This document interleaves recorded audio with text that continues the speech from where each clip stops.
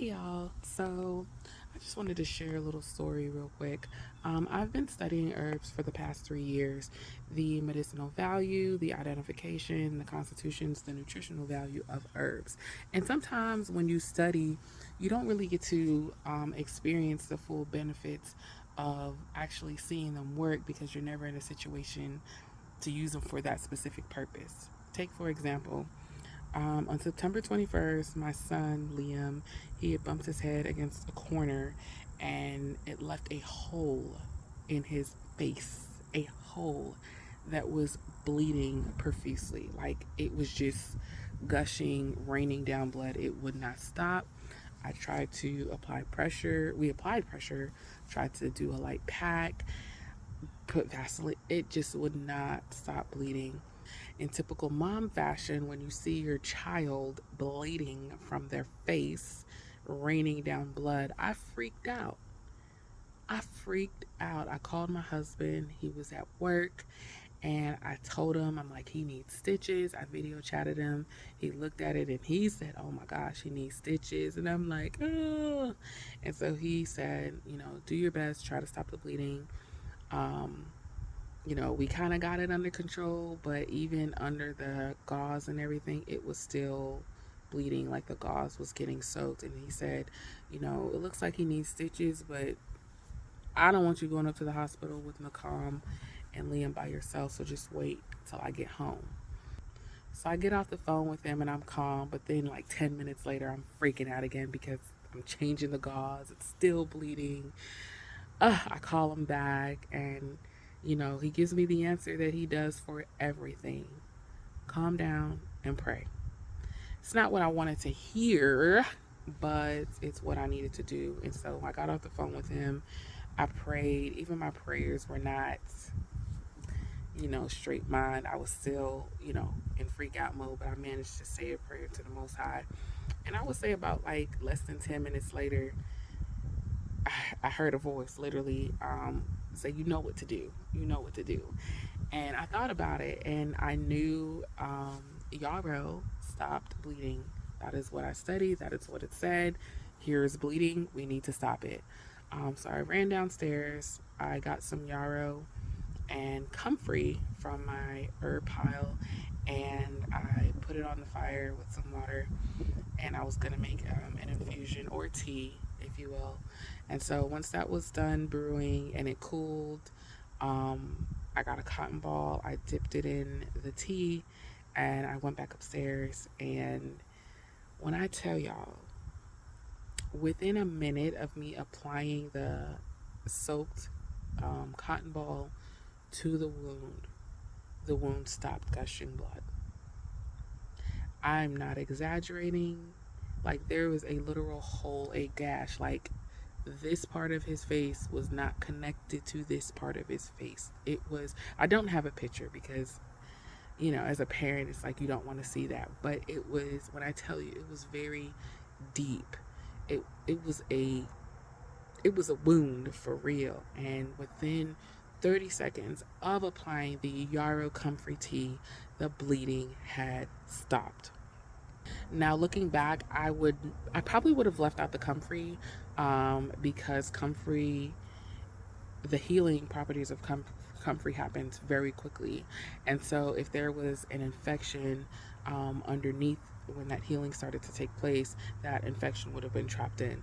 But I wasn't thinking about that then. I just, there was an infection. I made sure that it was cleaned out really well before I did apply the Yarrow Comfrey cotton ball soak. But I didn't know that at the time, and my main thing was stopping the bleeding, and so it worked. It really worked, and I was just like, oh my gosh. Now I forgot one thing. Before I did apply the Yarrow Comfrey cotton ball soak, I did want to make sure that it was clean. So what I did was I had some golden seal root powder and some aloe vera powder, and I washed out the wound, the hole in his face, with saline, and then I mixed the powders together and just made like a paste, a gum paste. And even with the powder on it, it was still bleeding. So knowing that, you guys can tell how much it was bleeding. But like I said, within 30 seconds, the bleeding had stopped of me applying the Yarrow Comfrey soak. And so hubby came home. I had bought some I think they're called wound closures, but it's pretty much like strips of tape that you get from Walgreens, and it's what they put on over sutures after you get them done in the hospital for like added closure adhesion thing. Um, so hubby came, and he's better at like the meticulous, applying a dressing type thing.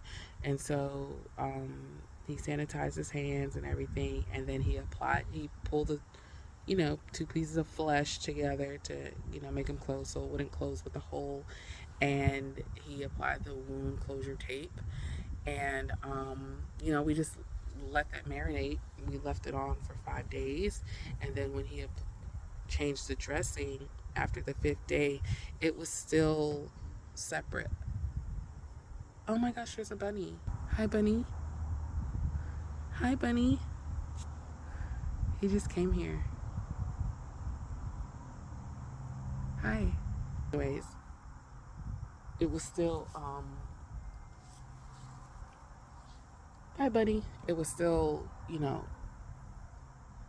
it hadn't healed together. So hubby cleaned it again. It wasn't bleeding or anything like that by this time. Hubby cleaned it again. He applied another stitch. I don't know what it's called. I'll figure out what it's called. And then the tape thing.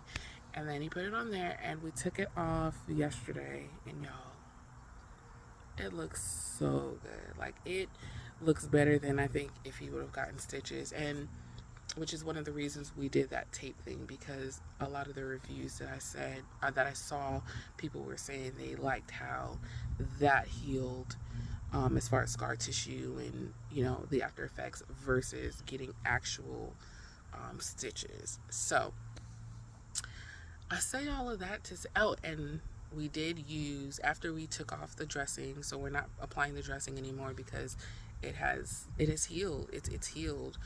We are using Katie Naturals healing salve over it to minimize scarring completely. And man, I just want to say the Most High is amazing.